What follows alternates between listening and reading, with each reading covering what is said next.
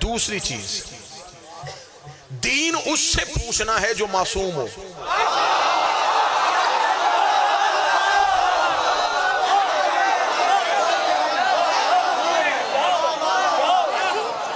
मासूम से पूछना।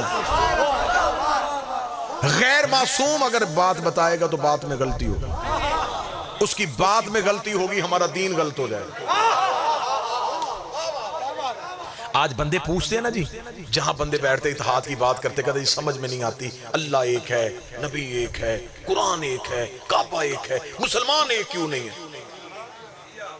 बंदे उनकी बात बड़े गौर से सुनते हुए कहते बात बड़ी ठीक है, अल्लाह हमारा एक है, नबी हमारा एक है, किताब हमारी एक है, किबला हमारा एक है, हम एक क्यों नहीं। मैं इस चौक में वजह बताता हूं हम एक क्यों नहीं है। अल्लाह हमारा एक है, नबी हमारा एक है, किताब हमारी एक है, काबा हमारा एक है, इमाम हमारा एक नहीं है।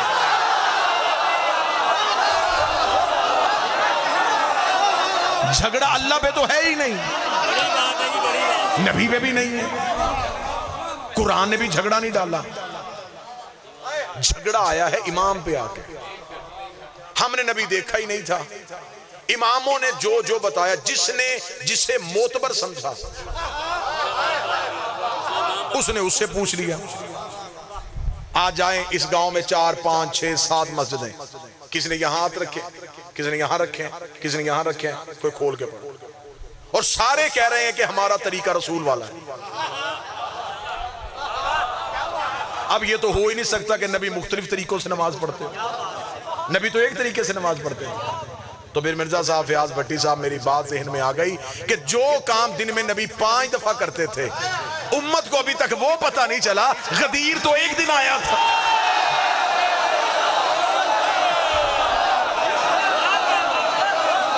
जो उम्मत नबी का दिन में 5 दफा किए जाने वाला काम भूल गया।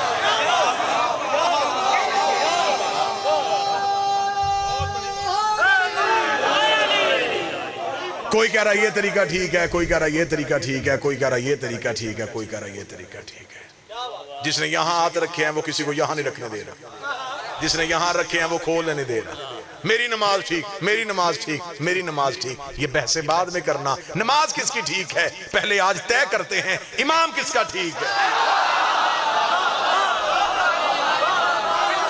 जिसका इमाम ठीक है उसका दीन ठीक है।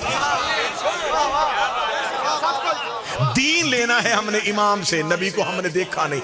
नबी और उम्मत के दरमियान जो एक हस्ती है वो इमाम है। इमाम का काम है दीन पहुंचाना, नबी से लेके दीन उम्मत तक पहुंचाना। अब सहाबा इकराम से आप दीन लें, हमें कोई एतराज नहीं है। मैं उसकी एक पहले मिसाल दे देता हूं।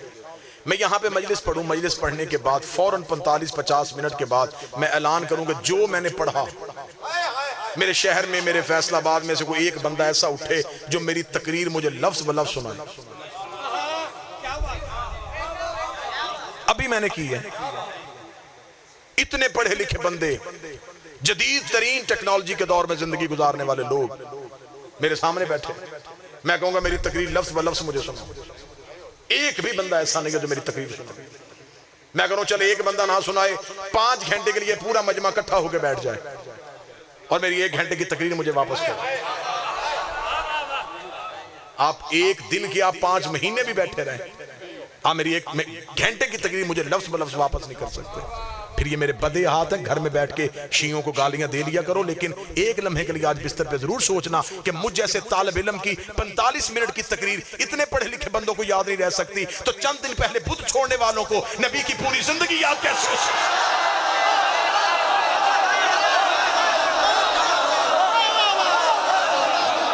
क्या वहां कोई गलती नहीं हो सकती? क्या वहां कोई खता नहीं हो सकती? मैं यहां तकरीर करूं, मैं तकरीर करके चला जाऊं,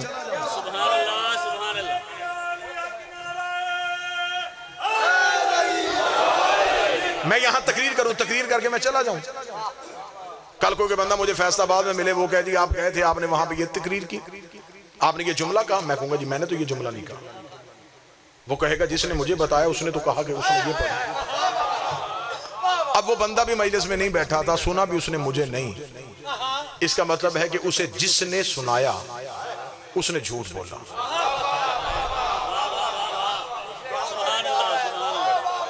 अब मैं यहाँ तकरीर करूँ, मेरे सामने बिल्कुल आसानी से बात समझिएगा, मैं यहाँ तकरीर करूँ, मेरे तकरीर करने के बाद ये 500 1000 बंदा अपने अपने इलाकों में वापस चला जाए, ये जाके मेरी तकरीर लोगों को अपने अंदाज में सुनानी शुरू कर दे।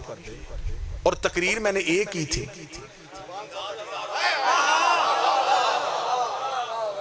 आज शाम तक ये तकरीर 1000 हिस्से में तकसीम कैसे हो गई? कसूर मेरा नहीं, जितने रावी बदलते गए,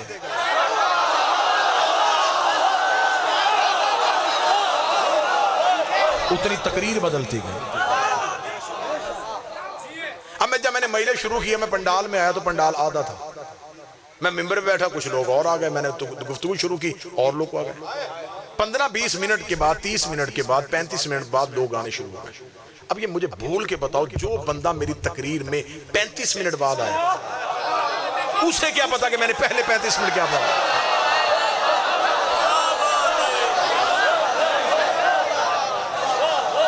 अब उसने वहां से तकरीर सुननी शुरू कर दी जहां से वो आया, उसे पिछली 35 मिनट की तकरीर याद ही नहीं, और उसने कहा जी मेरे ख्याल में ये कहा होगा, मेरे ख्याल में ये कहा। भाई तेरा ख्याल है ना, मेरी तकरीर तो तूने सुनी नहीं। इसका मतलब है जो 35 मिनट बाद तकरीर में आए, वो 35 मिनट पिछली तकरीर नहीं बता सकता। जो मजलिस में पहले लम्हे में बैठा हो वो बता सकता है कि यहां से आगाज किया था, मौजू उनका ये था, आयत उन्होंने ये पढ़ी थी। हमारी मजबूरी है, हम दीन इसलिए अली से लेते हैं कि नबी ने आंख बंद की, अली की गोद थी, अली ने आंख खोली, नबी की गोद। ये हर लम्हा नबी के साथ है।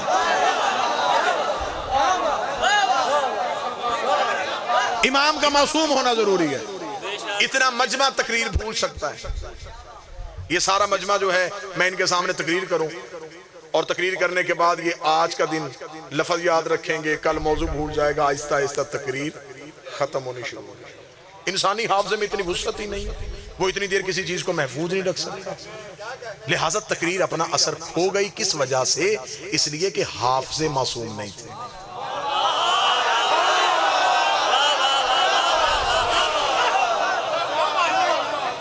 अब आपसे दुआ लेने के लिए बताऊं कि हम शिया मुतमिन क्यों हैं?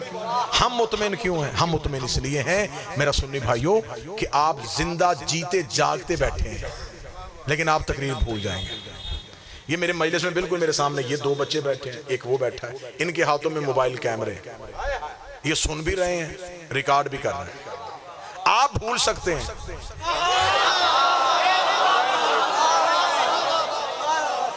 इनके पास जो बात रिकॉर्ड हो गई है ना, ये नहीं भूलेंगे, क्योंकि इनके पास एक ऐसी सलाहियत थी जिसने मेरी बात को महफूज कर। किसी बंदे ने शोशा उड़ा दिया जी कि हमारे गांव में आसफ अलवी आया था, उसने ये जुमला गलत कह दिया। यहाँ पे एक पुलिस का एहलकार आ गया, उसने कहा जी मुझे आसफ अलवी की तकरीर चाहिए। एक एक मजमे में से एक एक बंदे के घर गया, कहीं से पूरी तकरीर नहीं मिली। कोई कह रहा ये कहा था, दूसरा कह रहा नहीं नहीं ये नहीं ये कहा था, तीसरा कह रहा नहीं मुझे तो ये जुमला याद है, चौथे ने कहा जी मैं तो आया ही 15 मिनट बाद था, ओ जी मैं तो सुनी पूरी नहीं रहा था, ओ मुझे तो जी पता ही नहीं क्या। अब वो क्या करेगा? मैं तो यहाँ पे हूं नहीं, तकरीर उसे चाहिए मेरी। आखिर उसे यहाँ पे घूमते फिरते किसी बंदे ने कहा इतने बंदों के दरवाजे पे दस्तक देने की जरूरत नहीं है, मजलिस में एक बच्चा बैठा हुआ था, उसके हाथ में मोबाइल फोन था, तो उसके घर क्यों नहीं चले जाता? वहां से तुझे पूरी तकरीर मिल जाएगी। अब जो ही वो उसके घर जाने लगा तो इस इलाके के बूढ़े इस बात पे नाराज हो गए, हमारे होते हुए बच्चे से क्यों पूछ रहा?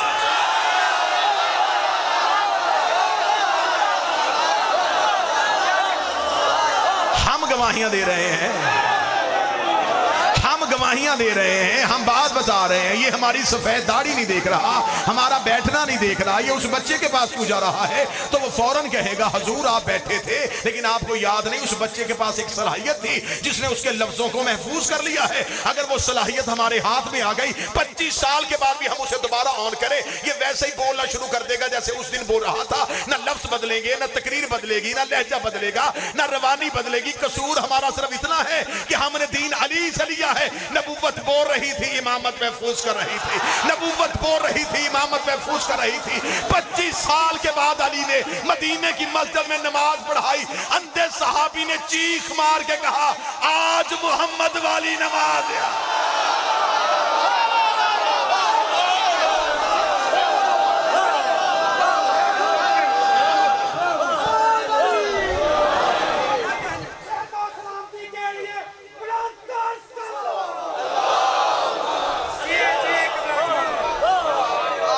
बात समझ में आई?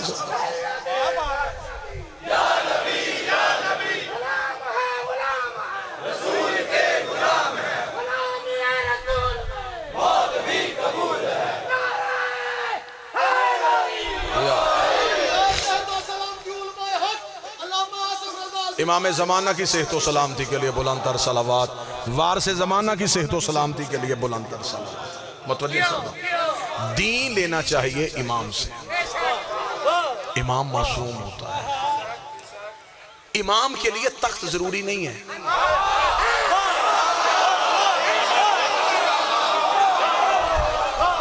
बाज मेरे भाइयों के ज़हन में यह गलत फहमी है कि अगर वो वारिस थे तो वो बादशाह क्यों नहीं बने। किसने कहा है कि इमाम के लिए तख्त जरूरी है? अगर अल्लाह की हुज्जत के लिए तख्त जरूरी होता, तख्त फरौन के पास है, नबी मूसा है।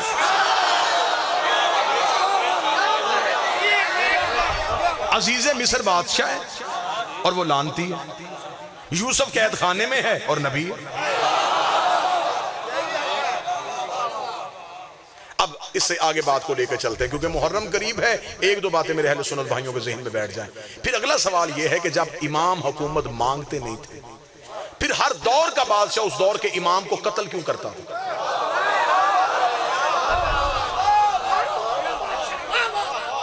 आप आज ही अपने घर जाइएगा, आप अपने 12 आइमा के नाम लिखिए, आगे उनके कातिलों के नाम तलाश कीजिए। हर दौर का बादशाह उस दौर के इमाम का कातिल होता। भाई लड़ाई तो तब होती है अगर इमाम हुकूमत मांगते। हमेशा दो ग्रोहों में जंग इसलिए होती है कि दरमियान में एक हुकूमत है, वो कह रहा मेरी हो, वो कह रहा मेरी हो, आपस में लड़ पड़ते हैं। जब इमाम हुकूमत मांगते ही नहीं थे तो फिर खिलाफत इमामत का कत्ल क्यों करती थी? मैंने तो पहले ही लम्हे से मजलिस को नारों वाली मजलिस बनने नहीं दिया कि बेहद दादो तहसीन आए। मुझे रस्ते में मेरे भाई ने कहा अहले सुन्नत बरादरान तशरीफ फरमाएं। मैंने कहा जी बिल्कुल, एक फिक्री मजलिस कर लेते हैं ताकि इन तक एक फिक्र पहुंच जाए। लिहाजा मेरे भाई मुझे बोल के बताओ हर दौर का बादशाह इमाम का कत्ल क्यों करता? मैं बात का फैलाव बढ़ाऊंगा, 1 घंटा गुजर जाएगा। अगर समझने वाला बंदा होगा तो एक जुमले में समझ आएगा। इमाम होता है हदायत का चराग। बादशाह कत्ल इसलिए करते थे अगर ये चराग जलता रहा चेहरे पहचाने जाएंगे।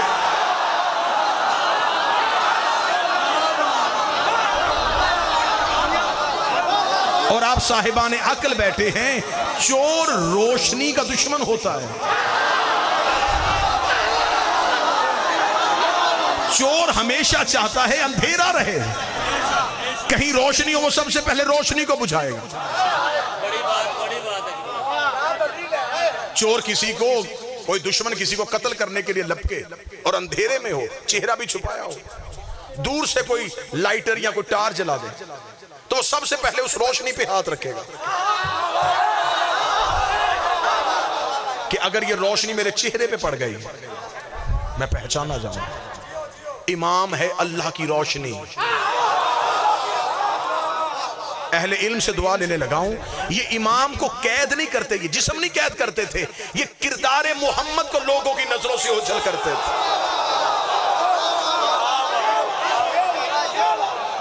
अब आइए मुहर्रम की तरफ आते और एक पैगाम दे देते हैं। हुसैन इब्न अली से कहा कि आप यजीद की बैत क्यों नहीं कर रहे? क्या कहने मेरे बादशाह तेरे जवाब के जिंदगी कुर्बान कर दूं हुसैन इब्न अली तेरे जवाब पे। इमाम हुसैन ने 26 रजब को वलीद के दरबार में खड़े होकर कहा उससे कह दे मुझ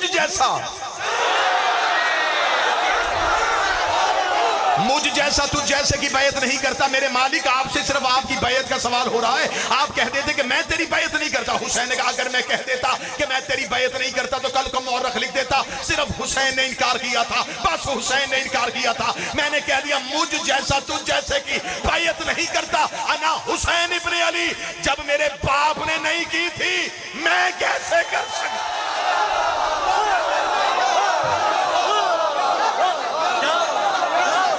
मैं बैत नहीं करूंगा। बस आप मुझे मोहलत दीजिएगा, मोहलत दीजिएगा, मोहलत दीजिएगा ताकि पैगाम पहुंच सके। इमाम हुसैन ने इनकार कर दिया। 72 लोगों ने हुसैन के इनकार में हुसैन का साथ दिया।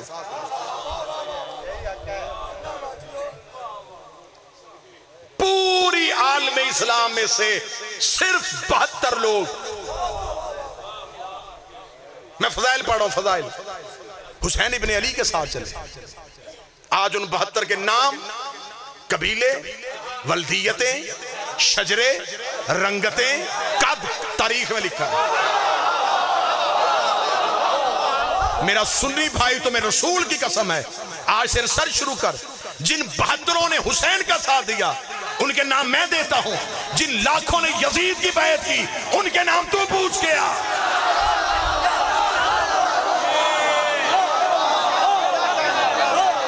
आखिर उस दौर की जमहूरियत ने यजीद की बैत की थी, वो लोग कौन थे? इनकार करने वाले तो सिर्फ 72 है। जिंदगी कुर्बान करूं, अहले सुन्नत का एक बहुत जय्यद नाम था मौलाना कौसर नियाजी। लाहौर में इमाम हुसैन के नाम पे उन्होंने एक सेमिनार करवाया, वो खुद ही उसकी सदारत कर रहे थे। तो कुछ मौलवी उन्होंने घेर लिया, घेर के कहने कि कौसर नियाजी बात समझ में नहीं आ रही, जब उस दौर के सब मुसलमानों ने यजीद की बैत कर ली थी, हुसैन ने क्यों नहीं की?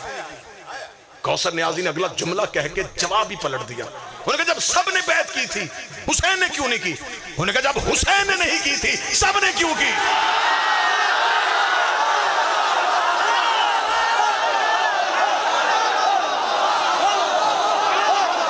सवाल यह है कि जब नबी का बेटा बैत नहीं कर रहा,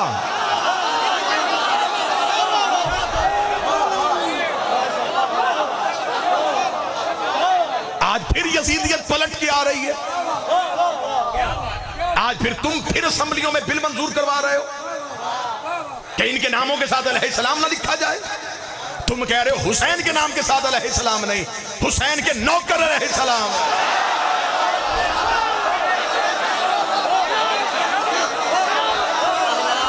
क्योंकि वो हुसैन की नहीं वाले थे। अगर आप कहें कि हुसैन के नौकर अलैहिस्सलाम हैं, ये कहां लिखा है? मैं कुरान की आयत से साबित करता हूं। खुदा कहता सलामुन अला मन तबाइल हुदा, मेरा सलाम उन बंदों पे जो हदायत के पीछे चलते हैं, जो हुदा के पीछे चले उन्हें अलैहिस्सलाम कहते हैं। अब तू कहेगा कि हुदा हुसैन कहां से आया? मैं तेरी किताब से साबित करता हूं। नबी ने कहा इन्नल हुसैन मिसबाउल हुदा, हुसैन हदायत का चराग।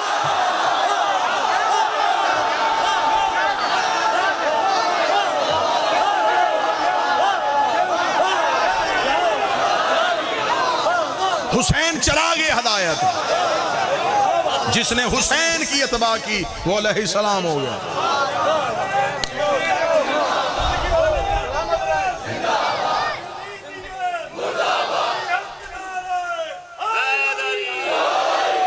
बस बिल्कुल तकरीर अपने आखिरी मरहले में आ गए, बिल्कुल आखिरी मरहले में।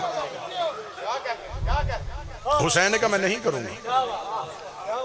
वलीद ने यजीद को खत लिखा कि हुसैन कह रहा नहीं करूंगा।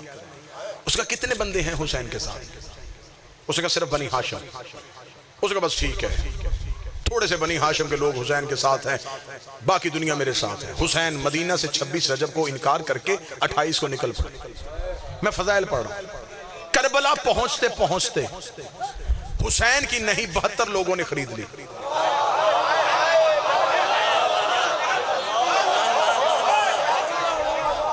मौला हुसैन की इज्जत की कसम के हुसैन करबला में लश्कर लेके नहीं जा रहे। हुसैन को तीर अंदाज नहीं चाहिए थे, हुसैन को नेज़े वाले नहीं चाहिए थे, हुसैन को तलवार चलाने वाले नहीं चाहिए, हुसैन को नहीं वाले लोग चाहिए थे।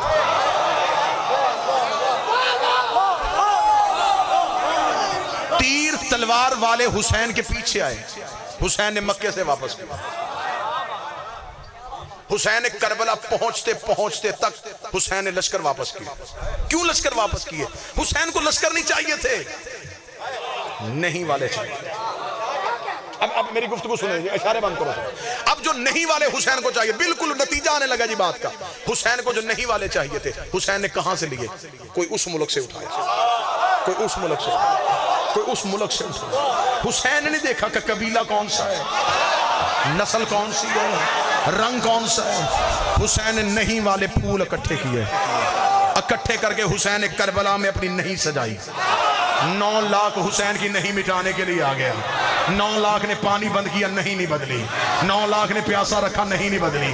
उधर से नेज़ों का शोर आया, नहीं बदली। उधर से तीरों की आवाजें आई, नहीं बदली। इधर हुसैन के साथी अपने नहीं पे डटे रहे। हुसैन ने शब अशूर कहा, देख तो लूं कहीं ये कल नहीं से छोड़ तो नहीं जाएंगे। हुसैन ने शब अशूर चिराग बुझा के कहा, अगर जन्नत दूं तो चले जाओगे? उन्होंने कहा नहीं।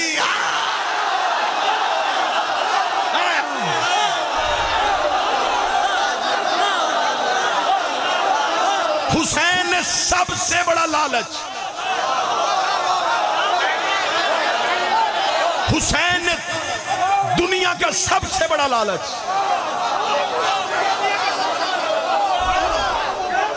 ये हुसैन ने जो नहीं के सामने जन्नत रखी थी ना, इसका नबियों ने सिर्फ वादा किया था। किसी नबी ने अपने उम्मती से नहीं कहा जा देता हूं। उन्होंने कहा मेरी बात मानो, ले दूंगा। हुसैन ने शब अशूर ये कहा ही नहीं ले दूंगा। हुसैन का ये पड़ गया, उठाओ।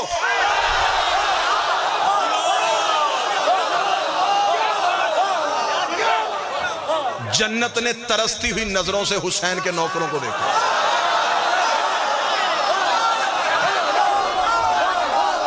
काश हुसैन के साथी मुझे कबूल कर लें। हुसैन के नौकरों की आवाज है, नहीं नहीं, तुझे किसने कहा है कि हम जन्नत के लिए आए?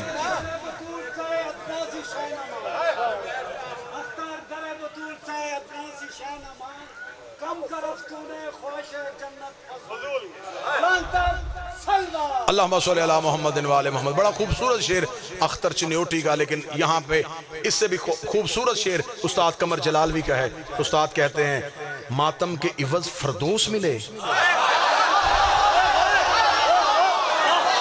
ये बात हमें मंजूर नहीं। तेरे गम में इबादत करते हैं, मातमी हैं, मजदूर नहीं।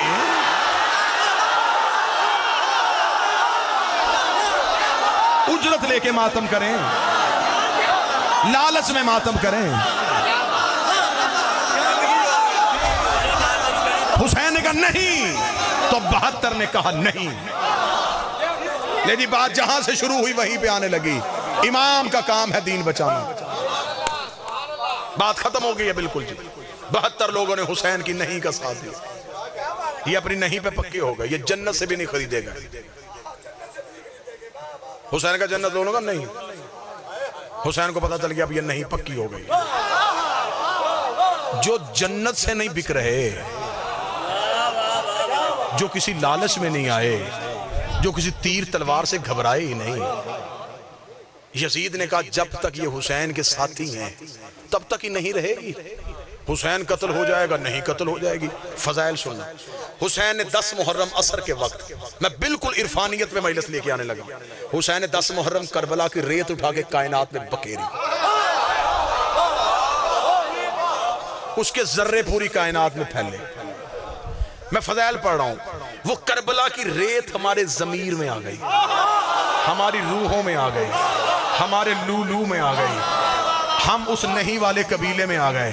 अब अगर मैं अगला जुमला कहूं तो आपको अंदाजा हो जाएगा कि वो नहीं जिसके लिए मैंने इतनी मेहनत की है कि कहां से मैं नहीं लेके चला था, अब मैं वो नहीं इस गांव में, इस मजमे में से तुम्हारे सीने के अंदर से निकालने लगा हूं। हुसैन ने 26 से जब कहा नहीं, 72 साथियों ने कहा नहीं, जन्नत आई उन्होंने कहा नहीं, तलवार आई उन्होंने कहा नहीं, नेज़े आए उन्होंने कहा नहीं, सर आया उन्होंने कहा नहीं, सर धड़ दे दिया, लेकिन उन्होंने अपनी नहीं न बदली। आज वही नहीं हमारे पास आ गई है। आज हमें बंदे कहते मातम छोड़ दो, हम कहते नहीं छोड़ेंगे। मजलिस छोड़ दो, हम कहते नहीं छोड़ेंगे।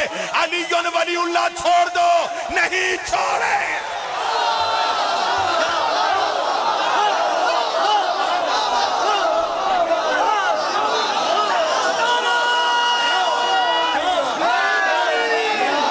हम वो नहीं वाले,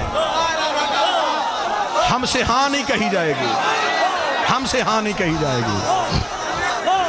कोशिश भी ना करना कि हमसे हाँ कहलवा लो, हम नहीं वाले हैं, हम कट जाएंगे।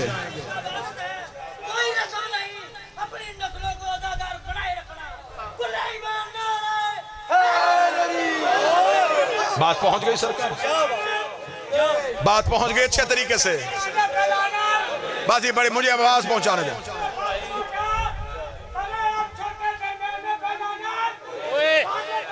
बाबा से बुलंद सलवात पढ़िएगा जी। अल्लाहुम्मा सल्ली अला, आवाज थोड़ी तेज करना।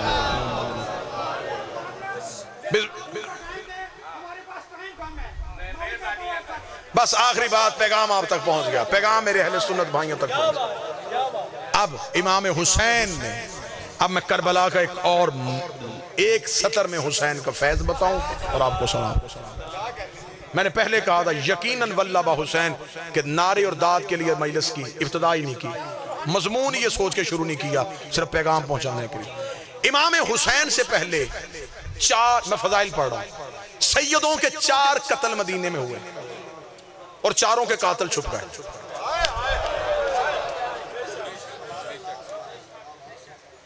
नबी को हुजरे में जहर दी गई। आज कातिल दूर की बात, शहादत भी नहीं पड़ी जाती। मेरा सुन्नी भाई, अगर हम कहेंगे माज़ल्ला नबी तबई मौत मरे, तो नबी को तबई मौत तो नहीं आती। बीमारी से हमेशा उसकी मौत आती है जिसका जिस्म पे कंट्रोल ना हो।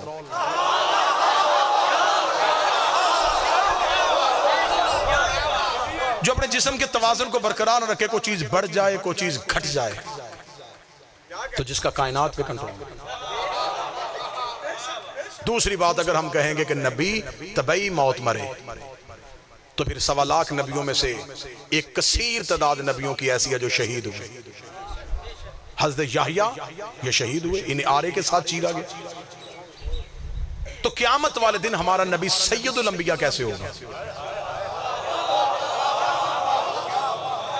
कि शहादत एक वो रुतबा है जो नबियों के पास है, अब हमारे नबी के पास है। फिर इस पे अगर आप कहें कि डिबेट करनी है, मुनाजरा करना है, तो सही बुखारी में लिखा है कि नबी को आखिरी वक्त में दवा पिलाई जा रही थी और नबी हाथ से रोक रहे थे। अगर दवा में शिफा होती, नबी रोकते नहीं। ये मौजू नहीं मेरा, ये टॉपिक नहीं है। ये मौजू होता, मैं इस पे इतनी दलीलें दे देता कि आपके ज़हन मुतमईन हो। नबी का कत्ल मदीने में हुआ, कातिल छुपा। मैं फजाइल पढ़ रहा हूं, आंखें अश्कबार हो तो कोशिश कीजिएगा जज्बात को काबू रखिएगा ताकि फजाइल पूरा हो सके। बतूल का कत्ल मदीने में हुआ। कौन आया, कितने लोग थे, कैसे मारा गया, कातिल छुपा। अली को कूफे की मस्जिद में एक किराए के कातिल के जरिए कत्ल करवाया। किसने भेजा था, किसने लालच दिया था, किसके घर में रहा था, वापस कहां तक जाने की तैयारी कर रहा था, कातिल छुपा। हसन का कत्ल मदीने में हुआ। बीवी ने जहर दी, भेजी किसने थी, लालच किया था, तीर किसने बरसाए, कब्र रसूल पे दफन किसने नहीं होने दिया, कातिल छुप गया। 4 कत्ल सैयदों के मदीने में छुप गए। मुझे फख्र है कि इस दौर में ये बात अगर मेरे हिस्से में आई है तो मैं हर मिंबर पे करूंगा। हुसैन चारों के कातिल घेर के करबला ले आया।